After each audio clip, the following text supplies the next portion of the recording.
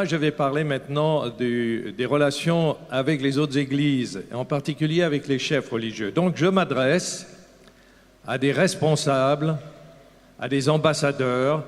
Je ne m'adresse pas à toute l'Église, parce que ce que je dis, c'est pour vous qui êtes en charge de ce ministère d'ambassadeur. Voyez, donc prenez-le comme cela. Alors d'abord, en préambule, je dirais que les relations avec les autres églises, et ça vous devez être absolument clair à ce sujet, ne signifient pas écuménisme. Si vous avez remarqué, on utilise au niveau de la conférence générale, on n'utilise jamais pratiquement le mot écuménisme dans un sens positif, c'est toujours dans un sens négatif. Pourquoi ? Parce que le mot qu'on utilise qui qualifie le mieux notre ministère, ce n'est pas œcuménisme, c'est relation avec les autres églises.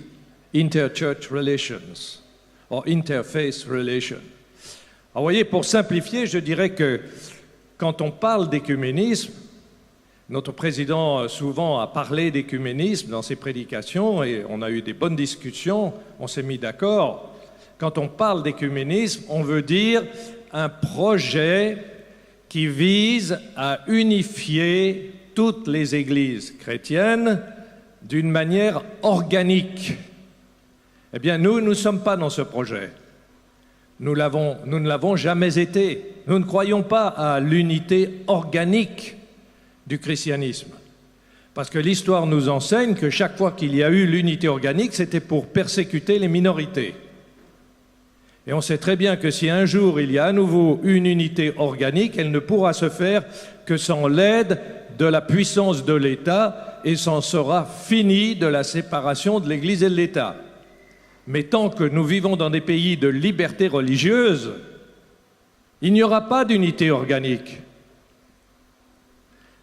Ceux qui pensent que, comme ça, d'un seul coup, les chrétiens vont se réunir et vont dire « formons qu'une seule Église ».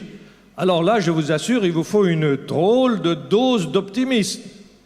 Et je vous inviterai à assister à plusieurs rencontres écuméniques, appelées écuméniques, où ce projet est défendu, et vous verrez qu'on en est très, très, très, très, très loin. Par contre, pour revenir à l'enseignement prophétique, dans un contexte de crise énorme, où l'État devra prendre des mesures pour sauver la nation, comme ça s'est passé dans le passé, dans notre histoire, on peut très bien comprendre qu'il y ait une unité entre l'État et la religion et qu'il y ait une unité forcée dans la religion.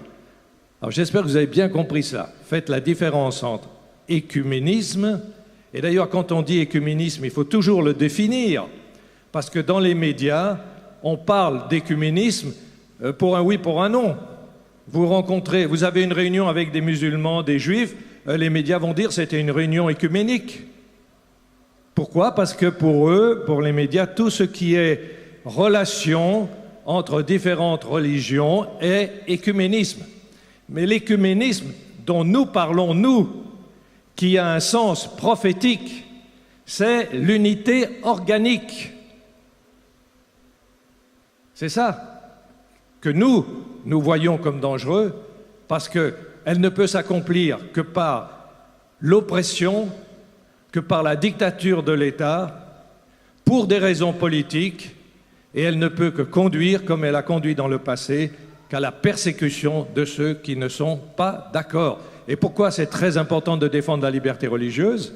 Parce que, vous savez, il m'a fallu peut-être 10 ans pour convaincre nos collègues en Amérique du Sud et dans les Caraïbes, etc., pour leur expliquer que la liberté religieuse, ce n'est pas l'écuménisme. On disait liberté religieuse égale écuménisme. Pourquoi ? Parce qu'ils voyaient sur les photos, ils nous voyaient serrer la main d'un rabbin, serrer la main d'un musulman, serrer la main d'un évêque ou un archevêque catholique, serrer la main d'un pasteur. Voilà, c'est écuménisme. Qu'est-ce que l'écuménisme ?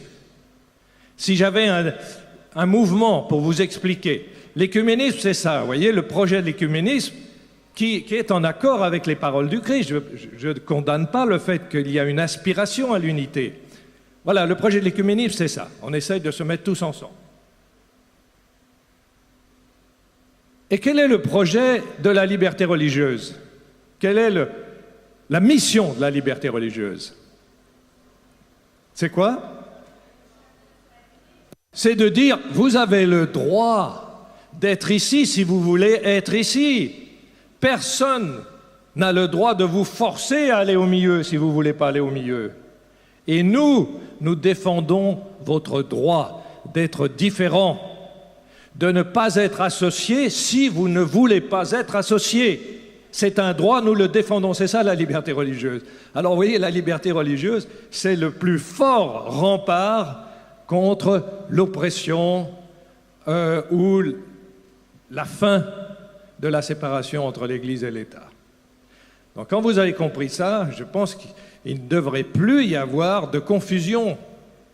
Et quand quelqu'un vous dit « Ah, liberté religieuse, écuménisme », alors dites-lui « Écoutez, tu te trompes, parce que l'écuménisme, c'est ça, et la liberté religieuse, c'est ça. » C'est vraiment très différent, ça et ça.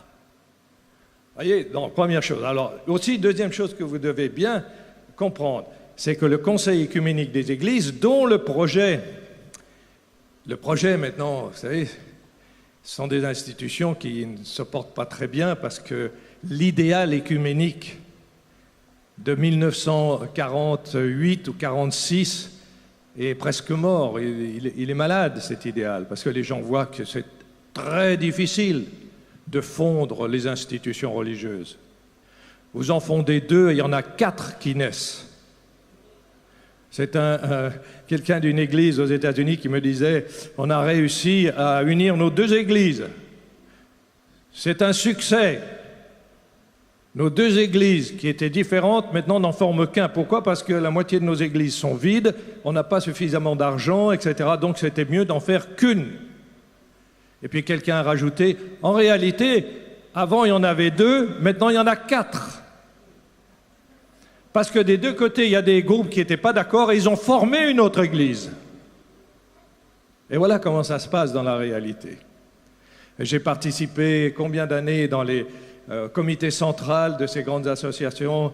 Et je peux vous dire que si vous pensez que les gens sont tous d'accord, alors vous n'avez jamais assisté à ces rencontres.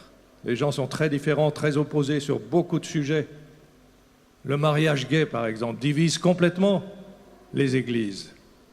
Voilà, alors donc le WCC en anglais, ça c'est le Conseil œcuménique dont la mission, le projet, le rêve, serait d'avoir une unité organique. On n'en fait pas partie, on n'en a jamais été membre, on est parfois invité comme observateur, on a des relations correctes, mais ce n'est pas notre idée, ce n'est pas notre vision. Et avec le président de la conférence générale, on a bien dit, s'il y a une ligne rouge à tracer, c'est celle-là. On ne va pas dans ce sens parce qu'on enverrait un message qui n'est pas correct, qui n'est pas honnête. Et l'autre, c'est la conférence des secrétaires des communions chrétiennes mondiales, dont j'ai été secrétaire pendant 12 ans, et Bert Beach pendant 32 ans. Et maintenant, c'est Ganoun Diop. C'est extraordinaire que les chefs des églises mondiales aient choisi des adventistes depuis plus de 40 ans pour organiser ces conférences. Alors, c'est une conférence, ce n'est pas une organisation. Et le but de cette conférence, c'est simplement de se rencontrer, prier ensemble et partager les nouvelles. Qu'est-ce qui se passe dans le monde chrétien? Comment on peut s'entraider? Et évidemment, pour nous, c'est un endroit extraordinaire parce qu'on fait connaissance et puis quand on a des problèmes dans des pays où on est très peu nombreux, on a des gens qui sont bien placés et qui peuvent nous aider. Alors, très souvent, ces gens deviennent des amis, ces responsables religieux deviennent des amis et nous nous entraidons. Vous voyez donc, quand on vous dit l'Église, la conférence générale, les membres du Conseil œcuménique, c'est faux. Ceux qui disent ça, soit sont des ignorants, soit sont des menteurs. C'est clair, parce que c'est faux. Alors une fois que je discutais avec quelqu'un du Conseil œcuménique, il me dit « Mais qu'est-ce qui se passe avec vous, les adventistes ?» Je lui dis « Pourquoi ?» Il me dit « Parce qu'on a toujours des gens qui nous écrivent et qui nous demandent « Est-ce que la conférence générale des adventistes du 7e jour est membre du Conseil œcuménique ?» Alors ils me disent « Mais on leur dit non, mais chaque fois ça revient. » C'est un peu gênant pour nous. Mais je dis « Oui, il y a des gens qui sont convaincus qu'on est membre. » Alors la meilleure que j'ai vue, c'est l'information qui circulait que la conférence générale est membre du Conseil œcuménique, mais le nom n'apparaît pas dans la liste des membres. Pourquoi? Parce qu'elle est un membre secret. Et il y a des gens qui y croient. Elle est un membre secret. Mais il n'y a pas de membre secret. Ça n'existe pas. Et vous imaginez, moi je ne me voyais pas aller au ADCOM, c'est-à-dire au comité administratif de l'Église, et ensuite passer devant le comité exécutif avec tous les représentants du monde et dire « Je propose que nous devenions membres du Conseil œcuménique ». Il n'y avait aucune chance. Voyez donc, il faut que ce soit clair pour vous. Alors ne perdez pas de temps, mais ne vous laissez pas abuser par ce genre d'informations. D'ailleurs, peut-être on reviendra sur les rumeurs. C'est toujours intéressant de savoir qui lance l'information. Alors c'est soit quelqu'un de très ignorant, mais il se croit ou elle se croit très important parce qu'il veut partager une information qui est fausse, soit alors carrément c'est quelqu'un qui ment. Et pourquoi? Alors ce serait intéressant de savoir pourquoi, qu'est-ce qu'il y a derrière. Alors les relations avec les dirigeants des églises sont importantes. Pourquoi? Pour vous, parce qu'ils sont des leaders religieux, ils sont des leaders d'opinion, ils sont en contact avec un grand nombre d'autres dirigeants et dans la société, leur opinion compte. Vous savez, dans beaucoup de villes, dès qu'il y a la question religieuse qui arrive sur le bureau du maire, on téléphone à l'évêque. On ne va pas demander à 2000 personnes, etc. On téléphone, et surtout si on a des bonnes relations, parce que l'évêque est supposé connaître. Ou l'évêque luthérien, si vous êtes en Allemagne. Et comme Église locale, donc, nous pouvons construire des relations positives avec la société, mais si nous ignorons les dirigeants religieux, eh bien, nous passons à côté de quelque chose d'important. Pourquoi? Pourquoi il faut avoir des relations avec les dirigeants religieux? Parce que nous sommes une très petite communauté dans la plupart des villes. Je sais qu'aux Antilles, on est une bonne église, mais dans la plupart des villes, nous sommes une toute petite communauté. Nous sommes victimes des préjugés. Les gens ne nous connaissent pas. Et ne pas être connu, souvent, pour la population en général, ça veut dire être dangereux. Et puis, nous avons des institutions à protéger. Donc, vous voyez, il faut être proactif. C'est ce que nous avons fait, nous, au niveau de la conférence générale, c'est ce qu'on fait au niveau des divisions, on encourage. Vous voyez là, je visitais le responsable des relations extérieures de l'Église orthodoxe russe, un personnage déjà à cette époque qui était très important. Il avait la plus grande administration de l'Église orthodoxe et c'est lui qui avait les relations avec les gouvernements. Il est devenu depuis le patriarche de l'Église orthodoxe russe. Et vous voyez souvent des photos entre Poutine et lui. Et en réalité, c'est le deuxième personnage, non officiel, mais il est traité comme le deuxième personnage de l'État. Inutile de vous dire qu'on l'a rencontré plusieurs fois et qu'il nous connaît. Et sa parole est extrêmement puissante en Russie, aujourd'hui. Vous voyez, le monde religieux, je vous l'ai montré hier, cette statistique, pour bien qu'on se situe dans ce monde religieux. Population de plus ou moins 7 milliards, musulmans 21%, chrétiens 32-33%, les catholiques 1,2 milliard, charismatiques, pentecôtistes plus de 600 millions, les évangéliques autant, et puis les adventistes, nous sommes 30 millions. Donc vous voyez, c'est une petite minorité, et on sera toujours une petite minorité, puisque en 2050, selon les estimations, il y aurait un adventiste pour 10 pentecôtistes et un adventiste pour 20 catholiques. Alors, minorité, ça ne doit pas nous faire peur, parce que si vous êtes vous savez, les élites sont des minorités. Il y a deux façons de se situer en tant que minorité. On peut se voir comme une minorité qui n'existe pas, ou on peut se voir comme une élite. Et nous avons été appelés à être une minorité, souvenez-vous de la promesse, qui existe, qui joue un rôle, qui a une influence. Donc il est impossible d'accomplir notre mission si nous sommes marginalisés. Et là, on a des quantités d'exemples. Une église marginalisée, ça veut dire une église qui n'existe pas, ça veut dire un groupe qui est inconnu, ça veut dire qu'en cas de problème, on ne le connaît pas. Et si il faut l'éliminer, on l'élimine. De toute façon, personne ne les défendra.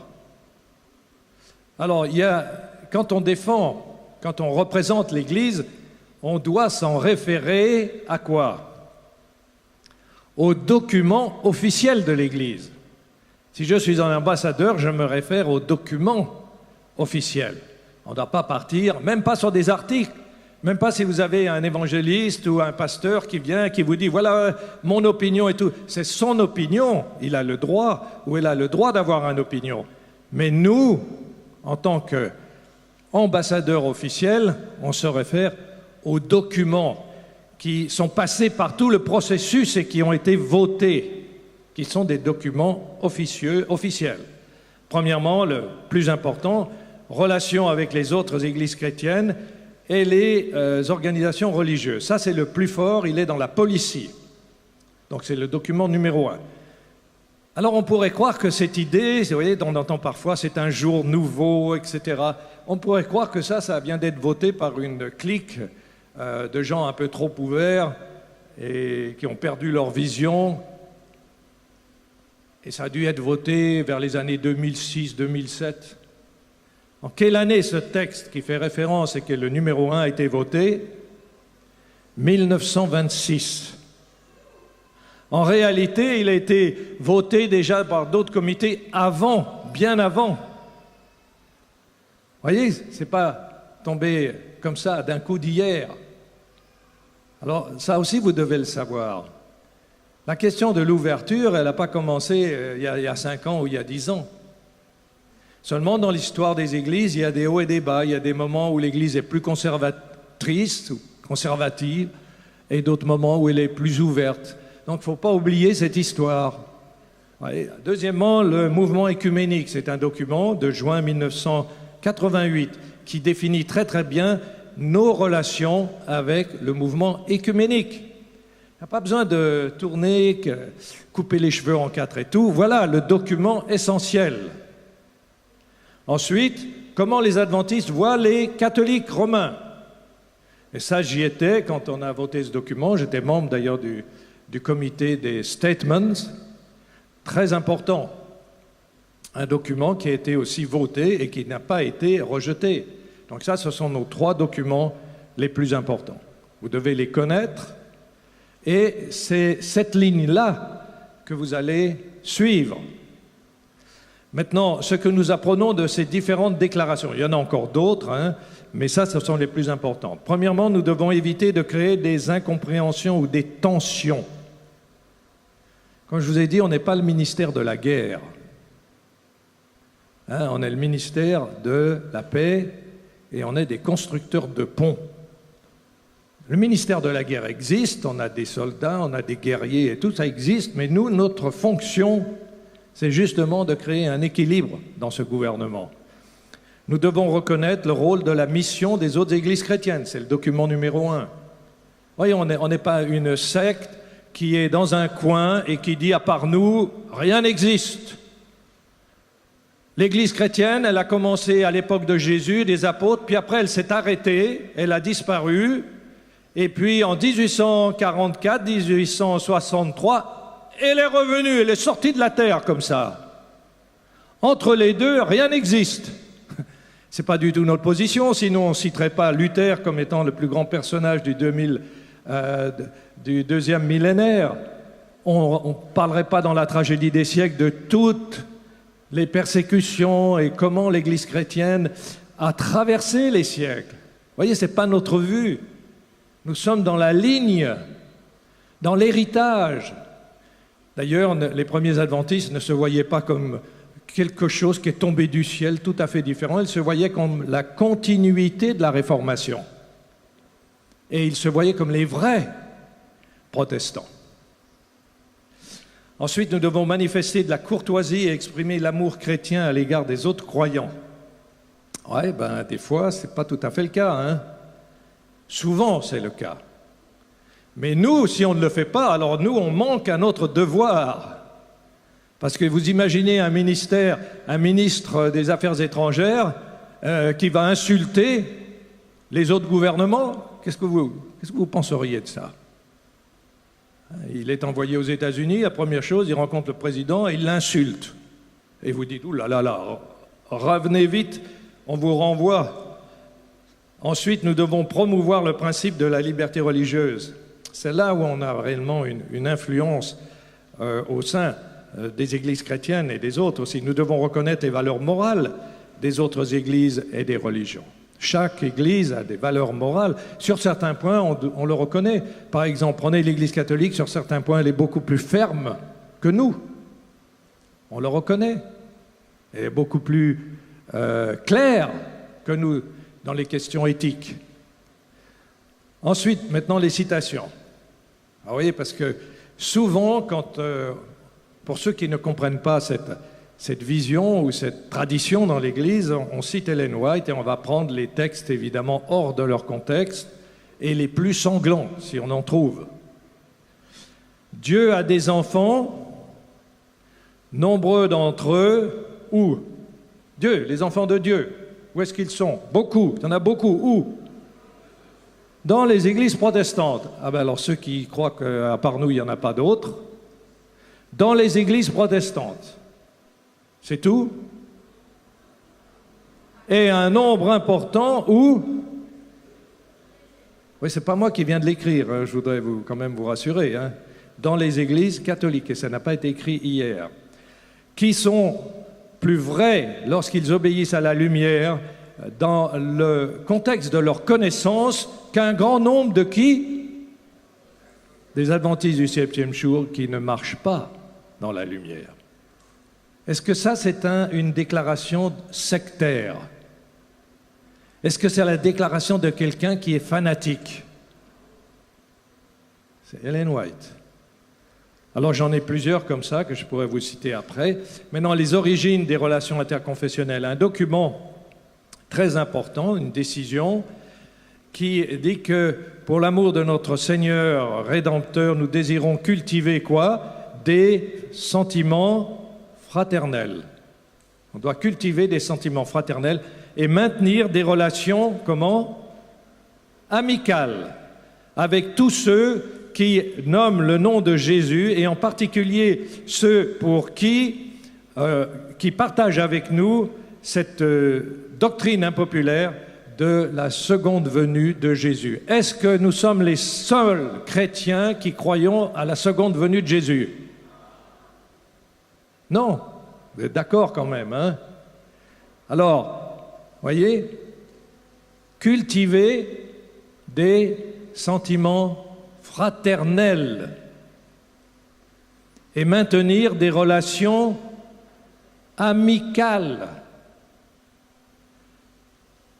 Alors, depuis que je me suis converti, je me suis converti, j'avais l'âge de 18 ans, après une phase très courte où j'étais à la bordure du fanatisme, hein, dès que je voyais un prêtre, je voyais le diable. Ma grand-mère me disait, qui était très bonne catholique, à son époque, quand on voyait un protestant, on voyait le diable. Moi, j'avais fait la révolution inverse. Et puis après, je me suis rendu compte que c'était vraiment pas le meilleur moyen de partager ce que je croyais. Parce qu'une fois que vous avez catalogué les gens en diable, vous n'avez pas envie de les fréquenter, et si vous ne les touchez pas, vous ne pouvez pas partager ce que vous croyez. Alors, comme j'avais très envie de partager ma nouvelle foi, eh bien, je me suis rendu compte qu'il fallait approcher les gens, il fallait les écouter, et il fallait garder ses convictions. Quand on partage, on ne perd pas ses convictions, on les renforce. Vous voyez, c'est le contraire. Les gens qui disent qu'ils perdent leurs convictions parce qu'ils les ont partagées, c'est en réalité qu'ils n'avaient pas de convictions ou des faibles convictions. Si vous avez de fortes convictions, vous n'allez pas les perdre en les partageant, vous allez les renforcer. Alors j'ai commencé à rencontrer les autres quand j'étais étudiant en théologie à Collonges. On allait visiter, on invitait des gens d'autres religions. Puis pasteur, j'ai continué. Je suis été nommé pasteur pour les jeunes, Guy et Patricia, tu t'en souviens, Franz aussi.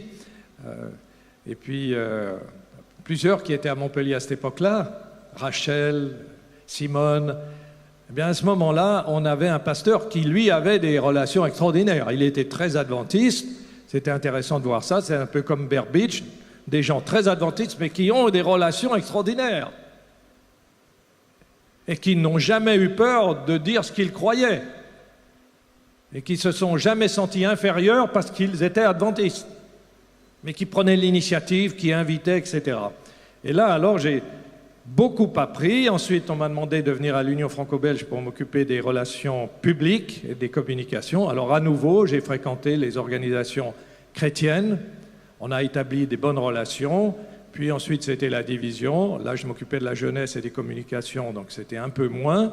Et puis à la conférence générale, c'est devenu vraiment mon ministère. Et puis on m'a nommé comme secrétaire général du Conseil des relations avec les autres églises. Et puis après un certain temps, secrétaire général des communions chrétiennes mondiales. Et là, comme je vous l'ai dit, c'était quelque chose d'assez exceptionnel.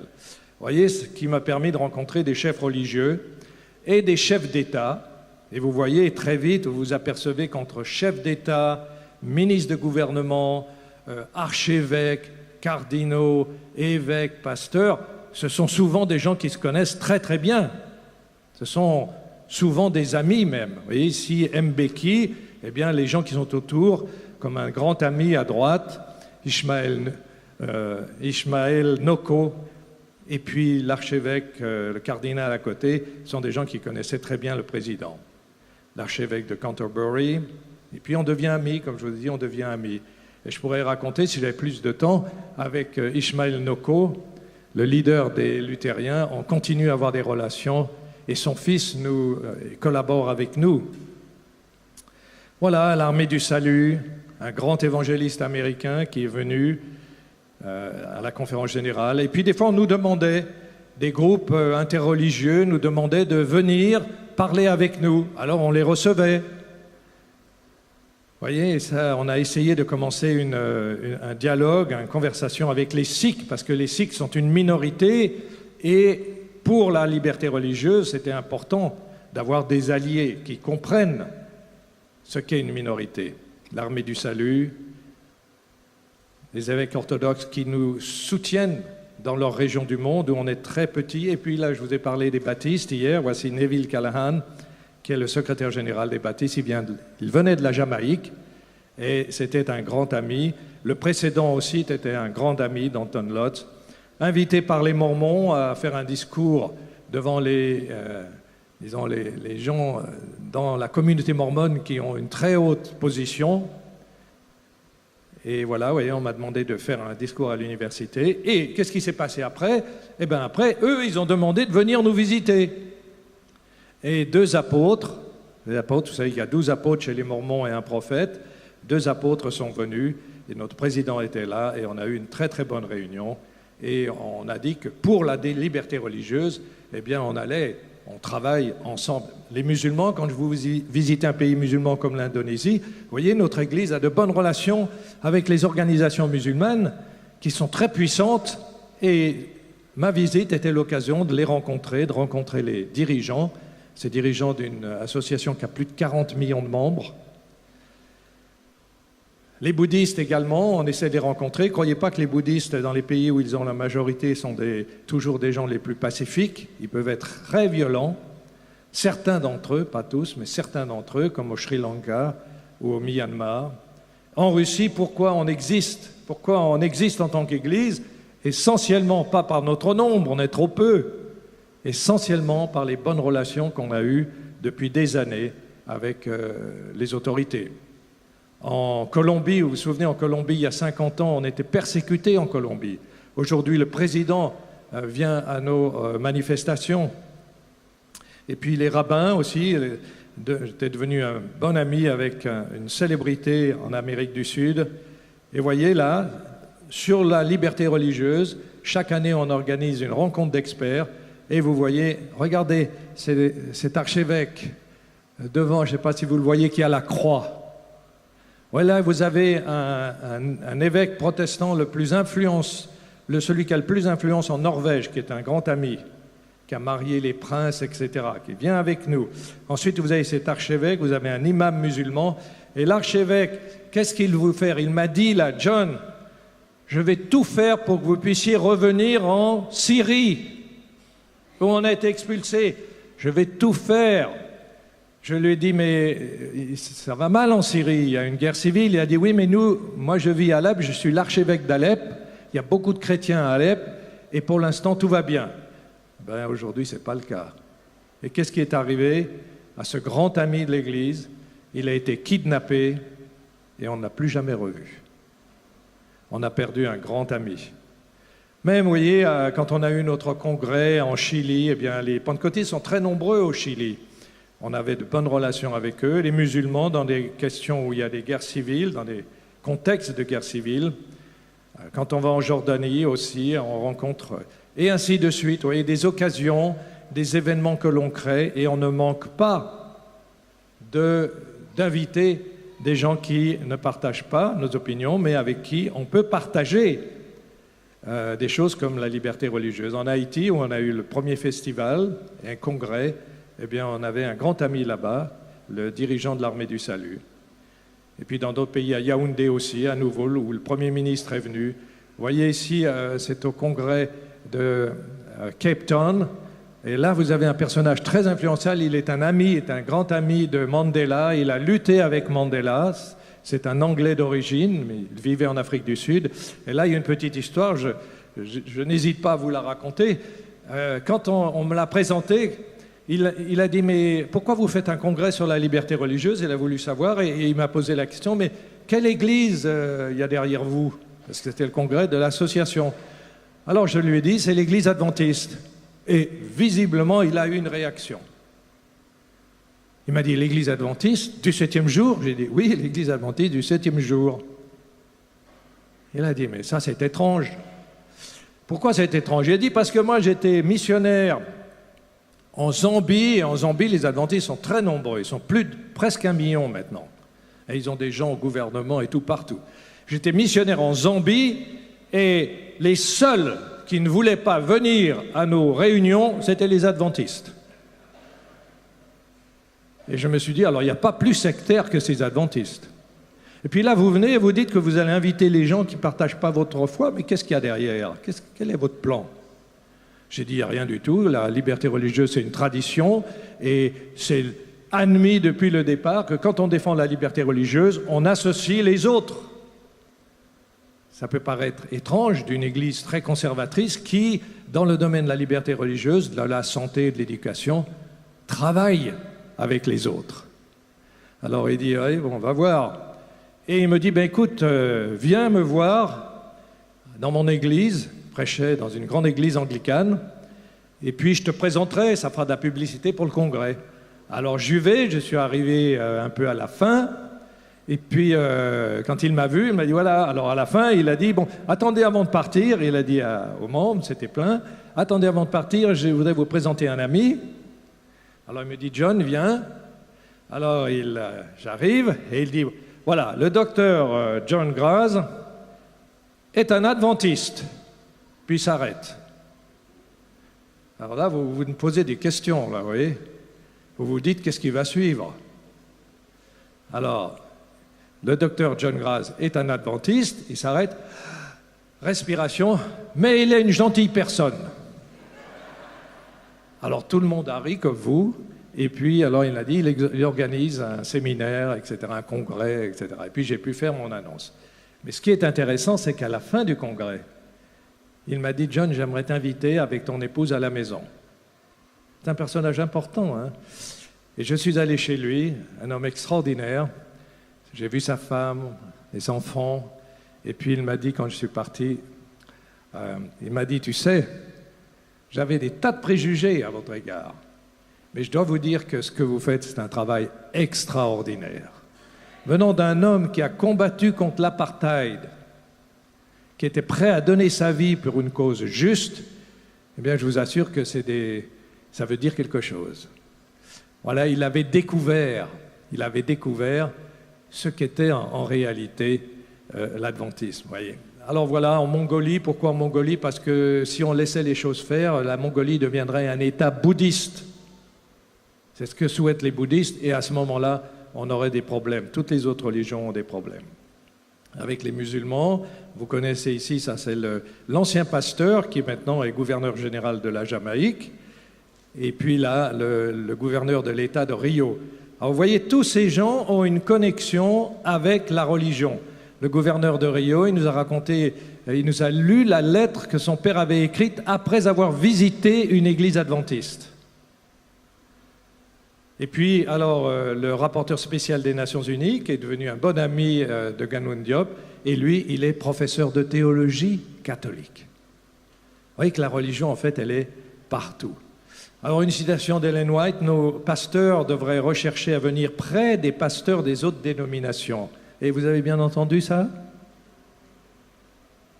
Est-ce que c'est signé Bert Beach, John Graz, Ganoun Diop? Nos pasteurs devraient chercher à devenir se rapprocher des pasteurs des autres dominations, de prier avec ces hommes pour qui Christ est en intercession. Une responsabilité solennelle est la leur. Comme les messagers de Christ, nous devons manifester quoi?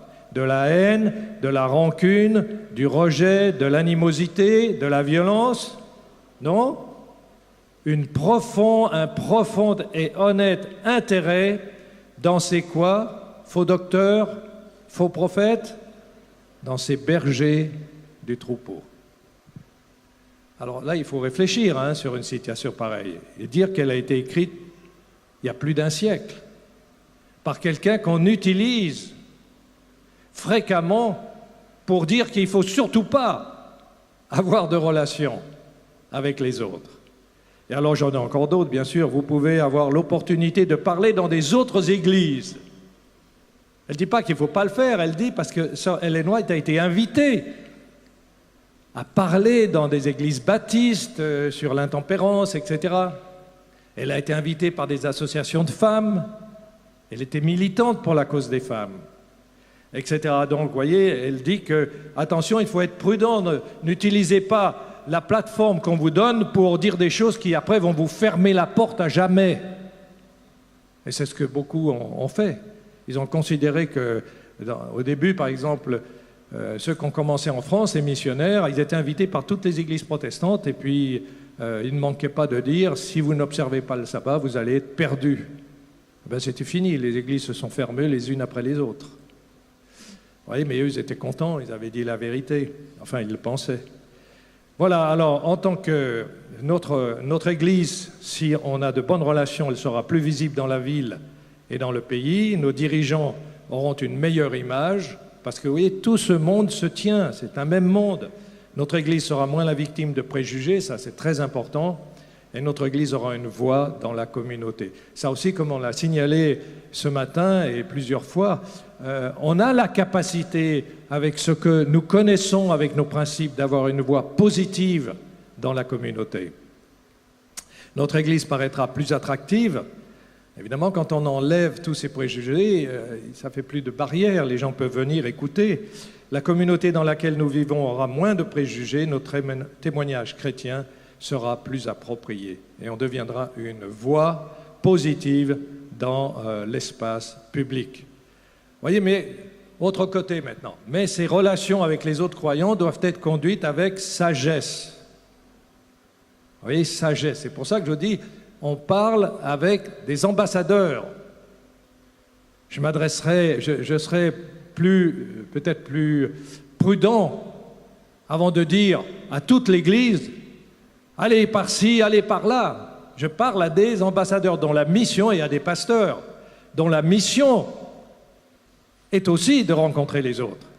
Un pasteur qui est pasteur et qui ne bouge pas de son Église, et qui ne rencontre pas les autorités, et qui ne rencontre pas ses collègues des autres dénominations, je regrette, il lui manque quelque chose. Il passe à côté de quelque chose. Et c'est parce que nous savons que ce n'est pas toujours facile pour les pasteurs de le faire qu'on dit, pasteur, ayez un ambassadeur. Si vous ne pouvez pas y aller parce que vous êtes trop occupé, l'Église sera quand même représentée. Ils ne doivent pas nécessairement inclure toute la communauté, mais le pasteur est le responsable des affaires publiques.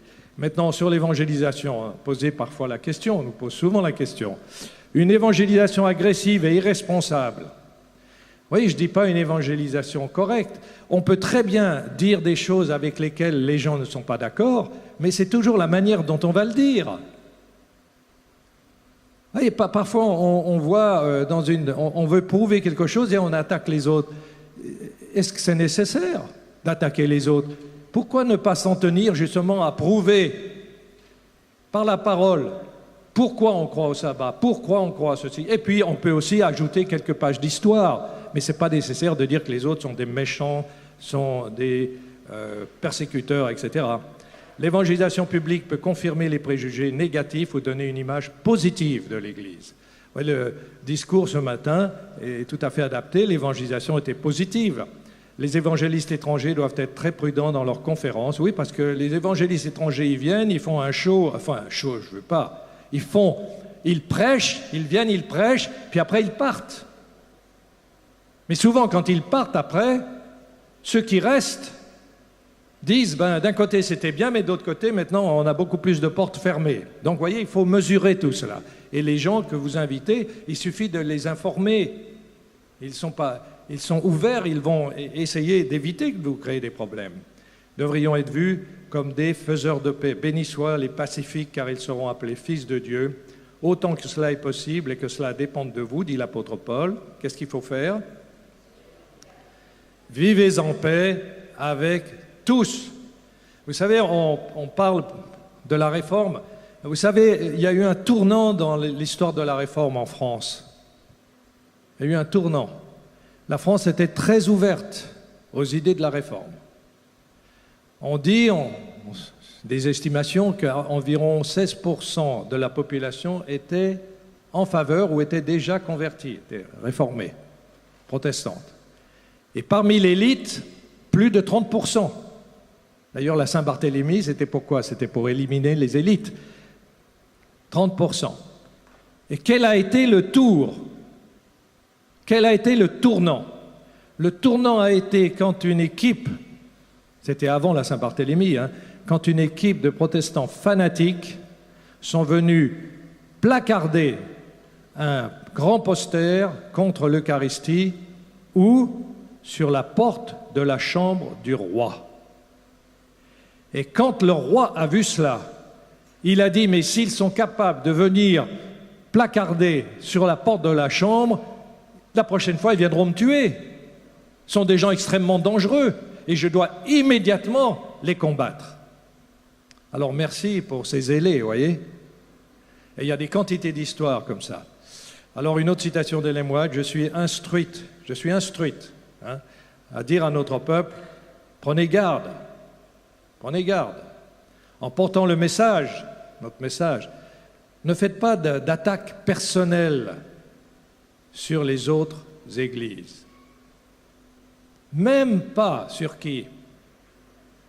Dites-le, j'entends pas ça. Vous êtes très timide, on dirait. Même pas sur quoi? Sur qui? Qu'est-ce que c'est marqué? Lisez simplement le texte. Sur qui?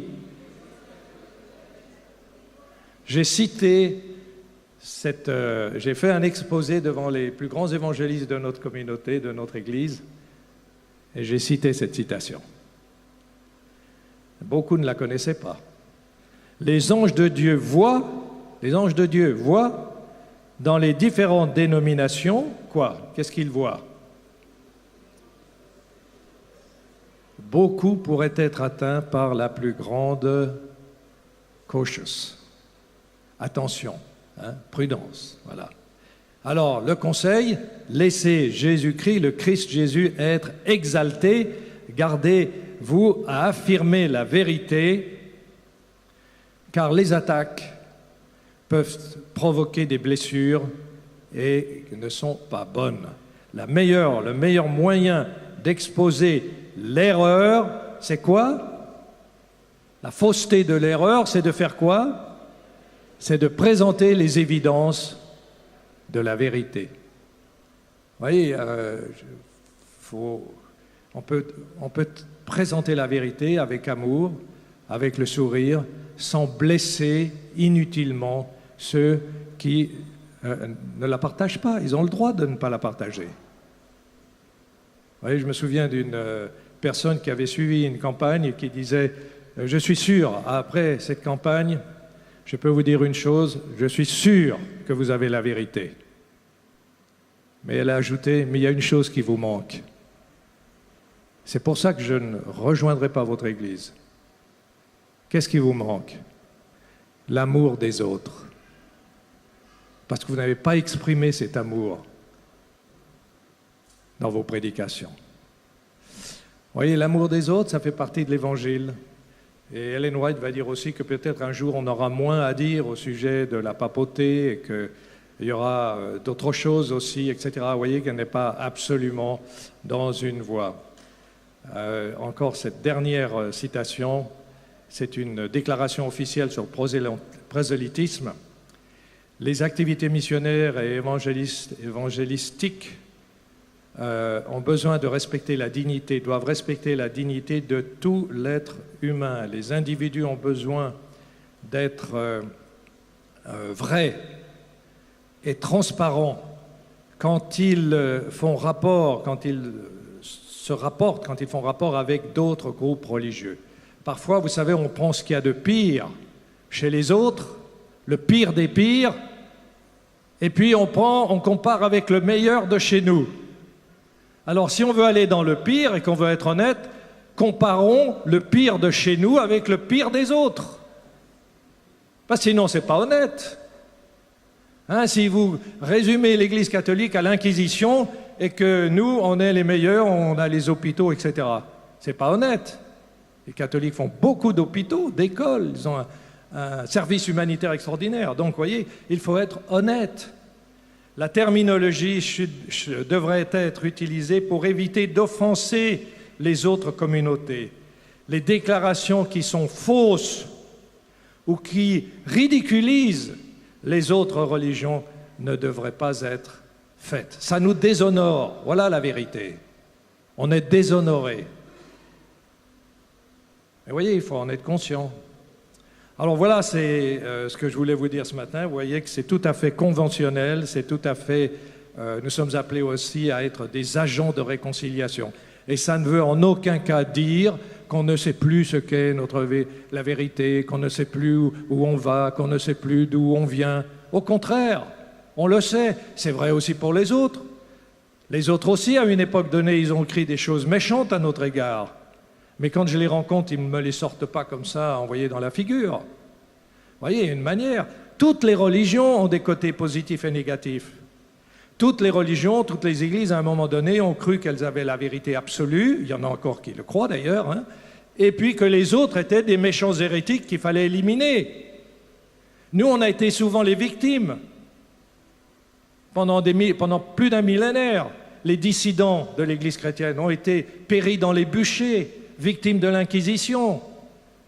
Il ne faut pas qu'on ait le même esprit. Parce que si on a le même esprit, le jour peut-être où on sera très puissant, alors on va faire la même chose. Vous voyez, il faut apprendre ce qu'est vraiment l'Évangile et le vivre. Voilà, et ça c'est l'enseignement de la Bible et c'est l'enseignement qui a été transmis par l'Église. Et c'est cet enseignement-là que nous, en tant que représentants, en tant qu'ambassadeurs, nous devons garder intérieurement et que nous devons vivre, mettre en pratique. Merci.